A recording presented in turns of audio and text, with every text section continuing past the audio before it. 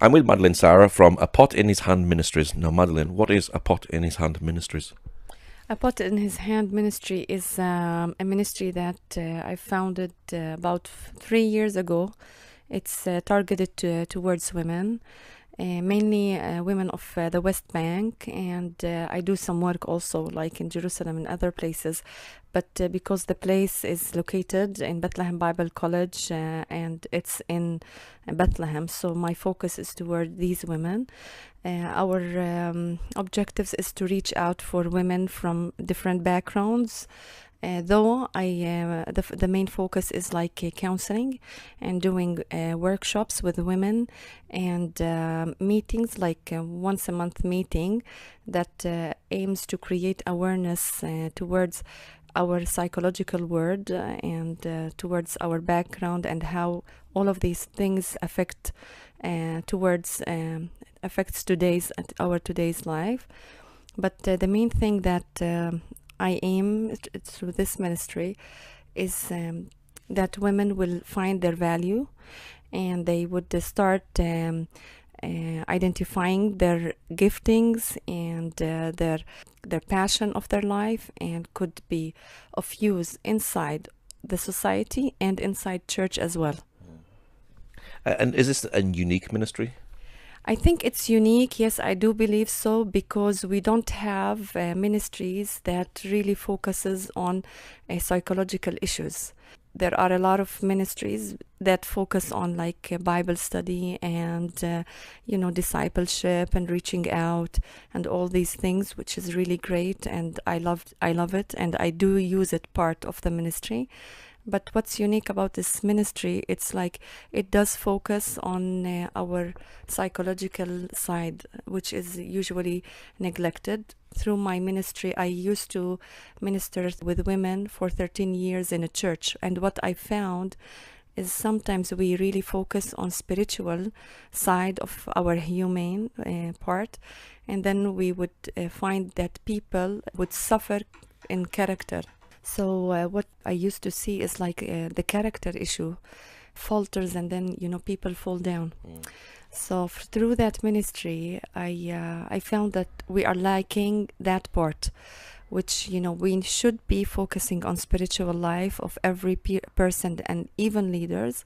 But at the same time, part of the spiritual life should be a character part, and doing that should be done also on reflecting on our past, the way we were raised up, and with our parents or the society. We're living in an Arab culture, which is really in many places, I can say in many areas, it's really hard and tough.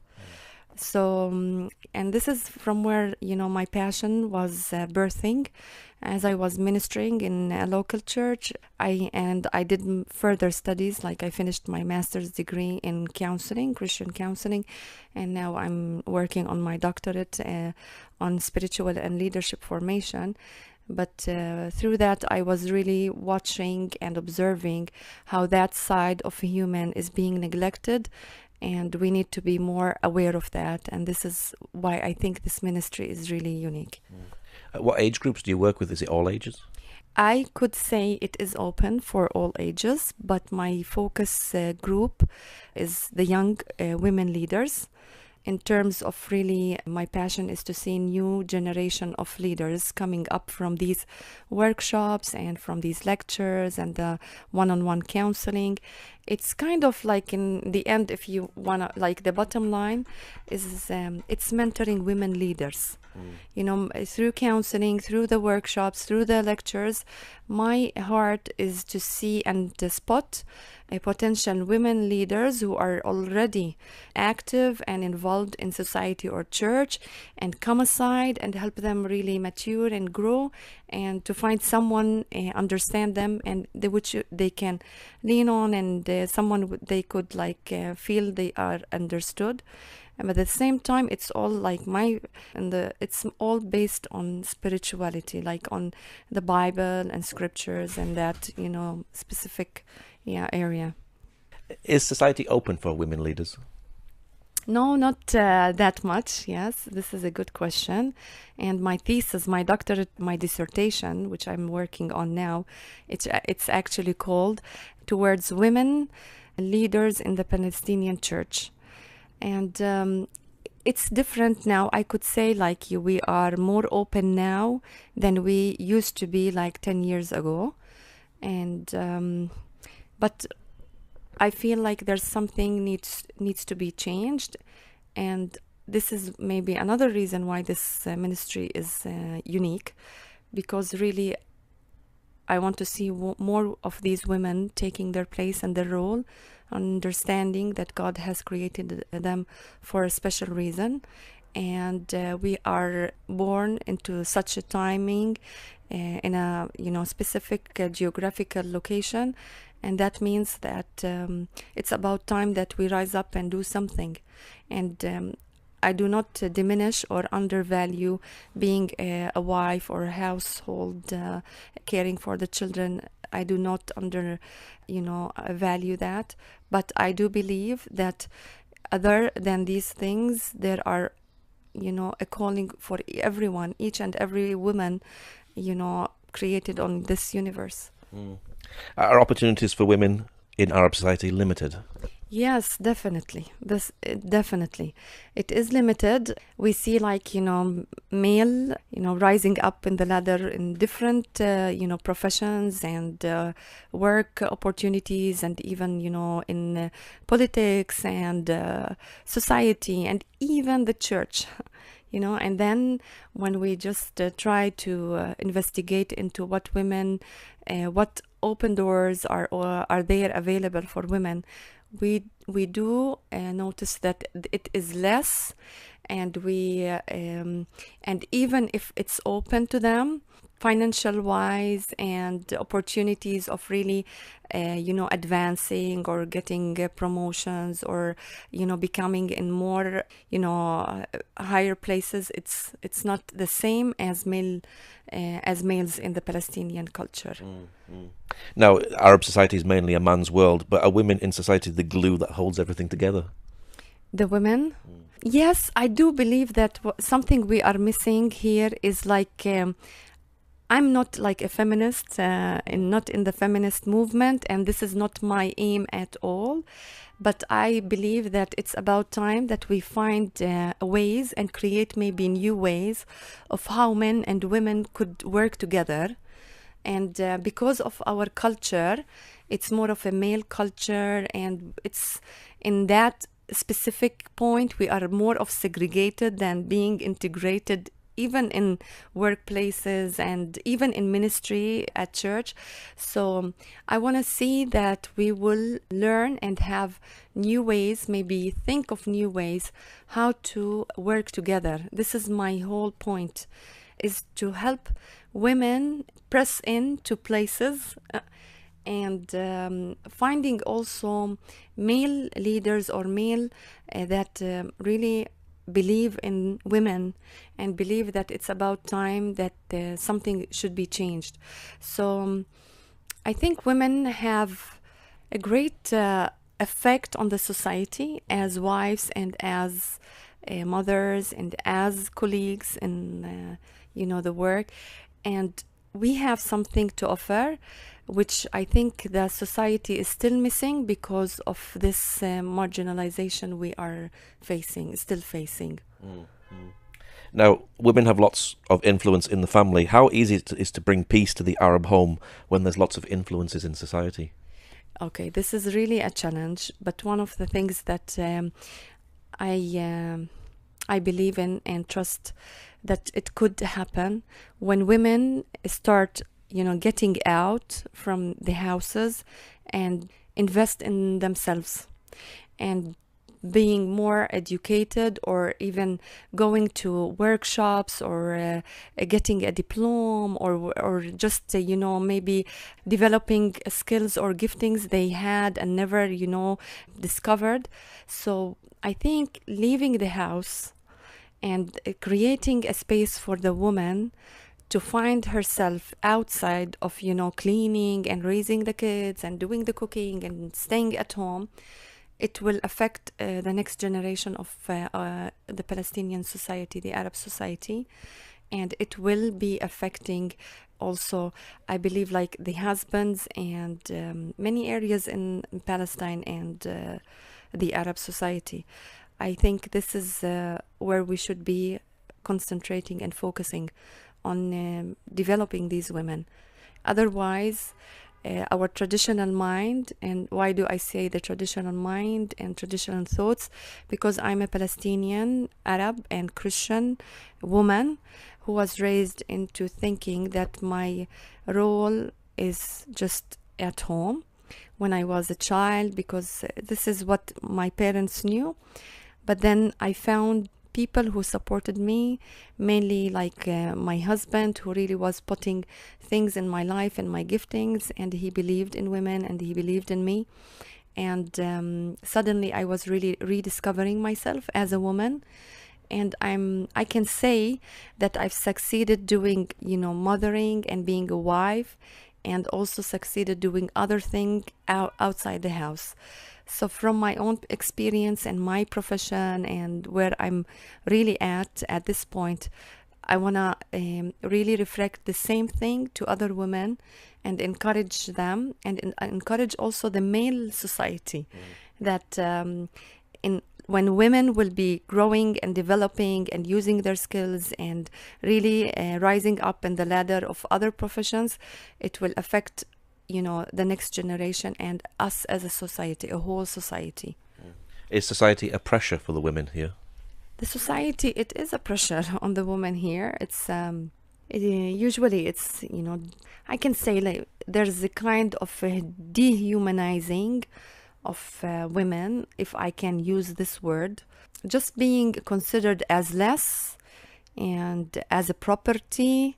It's the Islamic culture, so it does affect. And I know it's not only in an Islamic culture, because we know it's the same in the Judaism in some places, and in depends how religious people are, but it does sound like it has been this way for generations, and even in the time of Jesus and before in the Old Testament, and it's still here.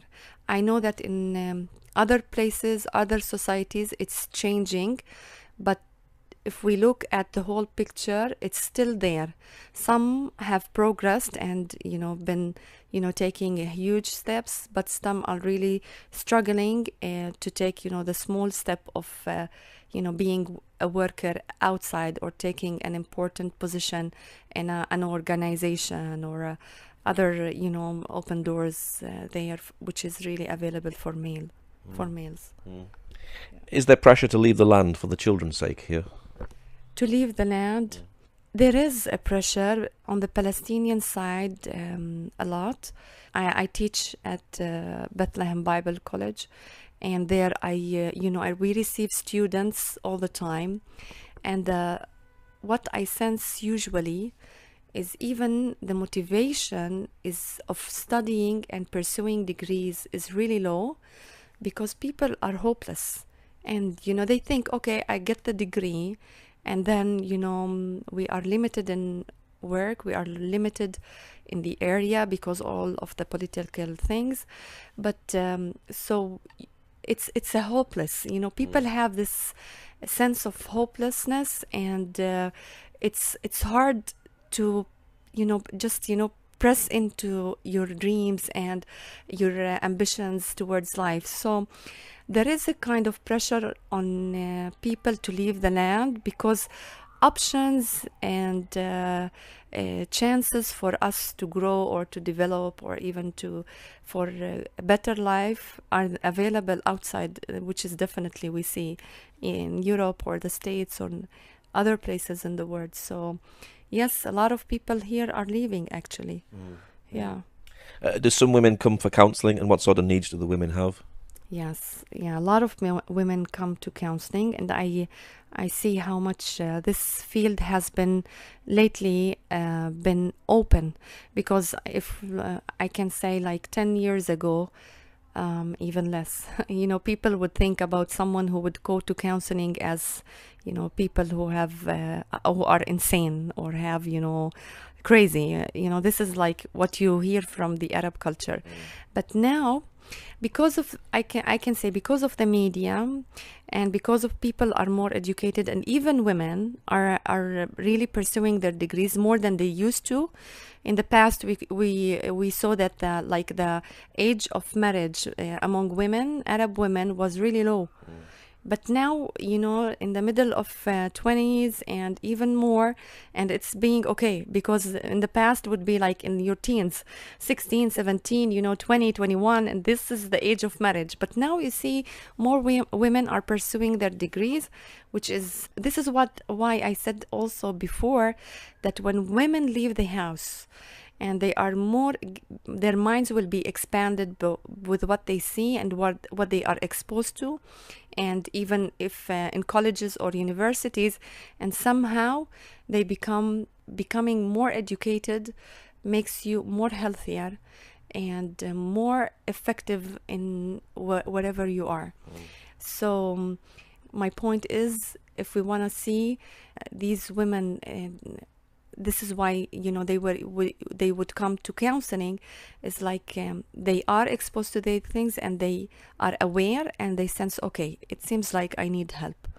And a lot of women need help, and they come to counseling and to the workshops and lectures to hear, because it really interests them, but at the same time creates more awareness of the needs and how it could be fulfilled in their lives and what they can do about it. Now, you have seminars. What sort of things do you discuss in the seminars? More of like relationship things, healthy relationship with myself and healthy relationship with the other.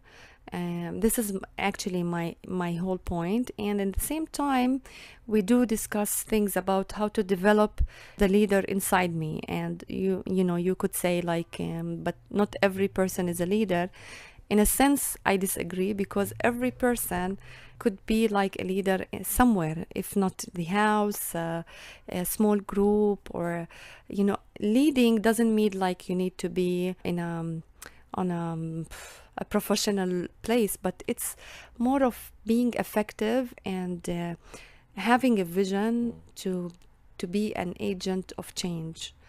And in that sense, everyone has to have this desire to be an agent of change, if not for the whole society or for a wider effect. It could be for my family, my kids, the people I care for.